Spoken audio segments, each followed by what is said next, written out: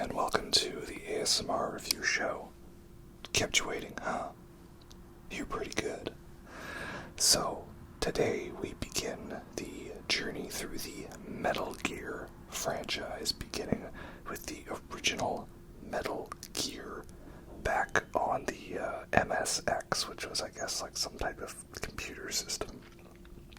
Yeah, so basically, I have not played all of the Metal Gear games before. I'd actually only played Metal Gear Solid 3 and 4 in their entirety, and then I had seen bits from the other ones. And with that Metal Gear Solid 3 remake, Metal Gear Solid Delta, coming out, I figured, you know what, I'm gonna go through all of them. And there's that the classic collection out, which some people didn't really like, but me, I'm a console peasant, so it's okay for me that, like, it doesn't have mods, because that's PC stuff. So I don't know, so far I've been playing the collection and I've been enjoying it. So this is a short video because there is not many bosses in the original Metal Gear, and I'm going to try to keep it to just bosses and not too many other moments, because if we do that, the future videos will get very long indeed. You know, some of those boss cutscenes are like half an hour long, right? And yeah, this is basically a very simple game where the challenge from it comes from the obscurity and the puzzle element to it, because the game doesn't really explain where to go and what to do, and you kind of have to figure things out, or there's a lot of trial by death involved in it. So here we go, the first boss, Shotmaker. No one has ever escaped from here. And this is after we've been captured, so I have to go and find my goodies. Like, okay, I can go through here for that. Well, apparently I can. There we go, goodies. It's funny playing this one, the original Metal Gear, and I'm gonna say something which is basically obvious for me, and that is, it reminded me of Dark Souls. But what I mean by that is, me saying that, it's like the Red Letter Media equivalent of always referencing Star Trek, right? It reminded me of this episode of Star Trek. This reminds me of Dark Souls. But in what way? Well, we'll get to that. As we can see, most bosses can easily be cheesed by hiding in the safe spot and using a remote-controlled rocket launcher. Like this guy here, Machinegun Kid. This is the end of the line for you. Because playing this game, I realized that it shares so many story elements and similarities to Metal Gear Solid, which I already knew that one. Because we have a guy named Snake that has to infiltrate a base, and there's a Metal Gear weapon he has to destroy. But usually it starts off with him, like, finding someone, and then someone turns out to be a secret asshole and betray you. A lot of similar elements in that way, right? Or there's a cardboard box, or there's a very lengthy segment of repetition. Yeah. And of course there is a Hind D fight, right? We always gotta have a fight on the rooftop with a Hind D. And we'll see even more similarities when we get to Metal Gear 2, Solid Snake. So yeah, with most bosses in this, you basically find the safe spot and then spam grenades or rockets, and that's how it goes. Not much lore there to talk about. But yeah, it's kind of interesting because the way Dark Souls was like essentially a non-remake of Demon's Souls, that's the vibe I get from going from Metal Gear to Metal Gear 2 to Metal Gear Solid, which I think is pretty cool, and there's nothing wrong with that. You know, if you find a formula that's good, but you can see the potential to improve upon it, then I think that that's a good idea, and that's kind of what they've done with Dark Souls over the games, right? There's all that similar imagery and style, and that's what they did with these first few Metal Gear games. I think that's cool. Yeah, the game was okay. I mean, it's very, I think, in-depth for its time. It's from 1987, and Some elements of it hold up well. The thing for me that I just wasn't the biggest fan of is like the trial and error to it. I didn't really have much patience, so essentially I had a walkthrough open for a lot of it. Like there's one bit where you need to just go punching every single wall in a giant area to find the destructible one. And I don't have time for that. Ain't nobody got time for that. So I just didn't bother. I just looked up, like, where's the wall? And I think these were elements that were improved upon in future games, because Metal Gear 2, I didn't need a walkthrough as much for that, just for, like, little bits here and there. And then in Metal Gear, oh, by the way, there was a tank. And you killed the tank, right? Like the tank in Metal Gear Solid. And then there's, like, this thing, the Bulldozer, which I died to probably more than any boss fight in the game. I couldn't get the timing right with throwing the grenades and the iframes. Yeah. And you know, there were things that were improved upon, like the cards, right? Like, I don't like how you have to choose between one of like 10 cards at the end and you don't know what it is and you just keep cycling through, like, is this one? Is it this one? Like I'm somebody doing like a magic card trick, but I actually suck at it, you know. Is this your card? No. Well, is this your card? What about this your card?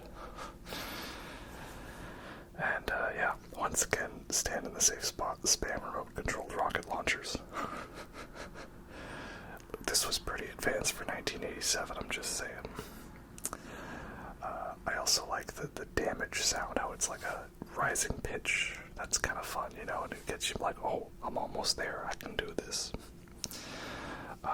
This is also the most annoying quote-unquote boss fight in the game. These two guys, which I think they're called Arnolds or something, like that's meant to be a Terminator reference. Which, I mean, if you look to the side of the screen, you can see that artwork for, you know, Solid Snake. I mean, that's just literally Michael Biehn from Terminator. And I don't blame him, because it's a great movie. The other one that this takes a lot of influence from, of course, is Escape from New York, which is a very fun film that I actually had not seen until earlier this year. I watched it in preparation because I went to Fan Expo and I met David Hayter there. And I told him I was going to be doing all the games, you know, and so this one's for you, boss. Yeah, so Escape from New York and Terminator, big influences on this one. And I think it's funny because David Hayter, he even said he was kind of surprised that they never got sued for the similarities, or that there was never legal action taken.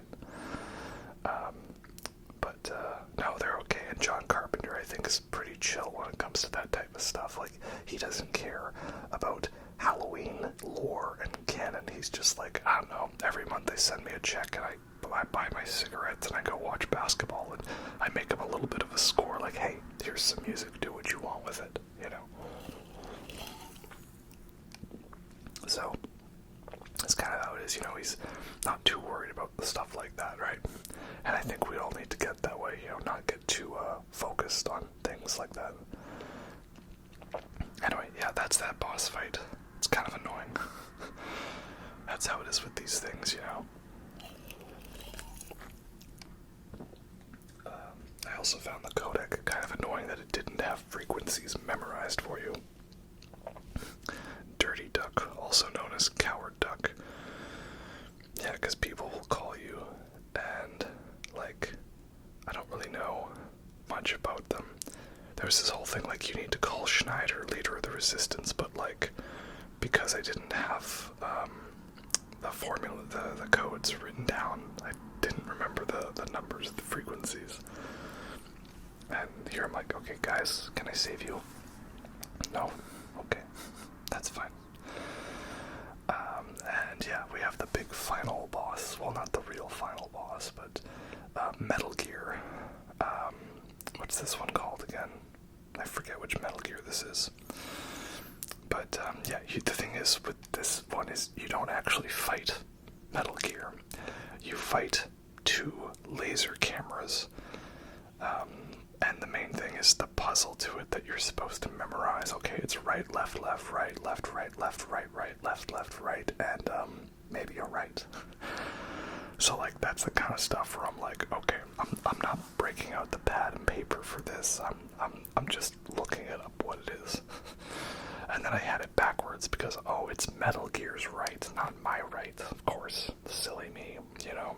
Just like how this is, like, my left. But it's also your left if you're watching it. But if this was a video, this would be your right because you're looking at me. And that's the right side and the left side. Right, left, left, right, right, left, right. And now I hope I didn't get the microphones backwards. Also, this is a killer tune. I love all the soundtracks to these games, but I have a bit of special nostalgia for these retro 80s, 8-bit synthy SNES sounds, even if I never actually knew these themes until I played the game. Something about this theme, it real feels metal, putting the metal in Metal Gear. And that's it, we got a big escape to make. And it turns out, of course, that the big boss, the one that you were being taken orders from, that he actually is the big boss at the end of the game. And so, yeah, that's a big twist. But then it gets even more confusing if you think about spoilers for Metal Gear Solid 5, that this guy is not the real big boss, that he is Venom Snake, which is like the helicopter pilot or something. I haven't played all of Metal Gear Solid 5, but it's like he's not really Snake, he's just been programmed to think he is. And so then he's the one who we fight here. It's the Kiefer Sutherland big boss, not actually the, David Hayter one. And, I guess, yeah, if you remember the frequencies, you can, call up people and they'll give you tips, but, really, it's just tips like the Cyber Demon, shoot it until it dies. So, yeah, overall, Metal Gear 1 is not a game I would play again, but, obviously this is a very important start, and, I don't think it's, actually too dated in that regard. But patch hitboxes, alright. Yeah. I'm like, okay, is this actually working? No, maybe I need a regular rocket launcher, not remote controlled one. Yeah, and again, it's also kind of fun to, no, okay, I'm running out of time here. I don't think this is working. I think we need a new approach. Here we go, let's try that. Okay, that's talking, yeah. This is where he's gonna yell out, Snake. Okay, there we go, that was the end of Venom Snake, and, oh shoot, which one was it? It was the left one, right? Yeah. And big ladder. They played us like a damn fiddle. It was there all along. So that's what I mean. I'm like, okay, cigarettes, I guess. Does the cigarettes help? I don't know.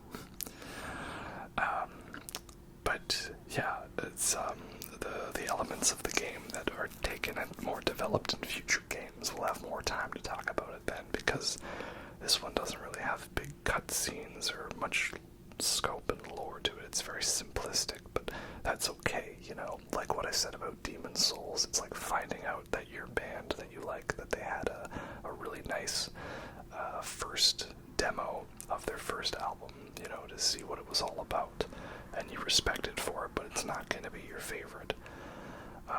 So yeah, it's an important stepping stone in that regard. And that's it. We defeated Big Boss. We blew up the facility and saved the day. But then, isn't there something? Because there's all these characters like Schneider and Jennifer and Diane, and I never really got to know them because, I didn't have their frequencies memorized, and sometimes I'd call them and they just wouldn't answer, which is disappointing. I just feel like in terms of radio companions, I didn't really get to know them as well as many of the other games. When we get to Metal Gear 2, I feel like the characters are much more well developed those games. Even if it is like just all, text. There's no actual like voice acting for it. So that's what makes Metal Gear 2 more impressive, and I was almost thinking about skipping over that one if it was just going to be more of the same. But no, that one was actually quite a step up in terms of what could be achieved with this formula. And then of course Metal Gear Solid was just knocking it out of the park. So that's very good.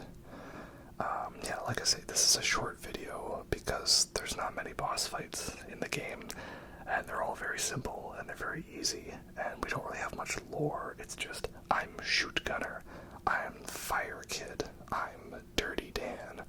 No, I'm Dirty Dan. Who you call him, Pinhead? And then there's the big boss fight at the end, right? The big boss was the big boss. Oh, I get it. That's why he's called that.